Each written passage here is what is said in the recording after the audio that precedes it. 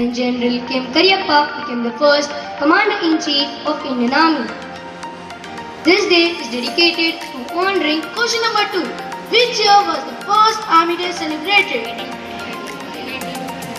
कि क्यों मनाया जाता है सेना दिवस, है ना?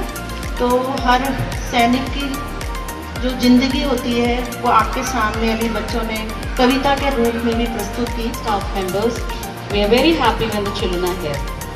Okay, so make most of this last term. Now you're in the final term, you know that?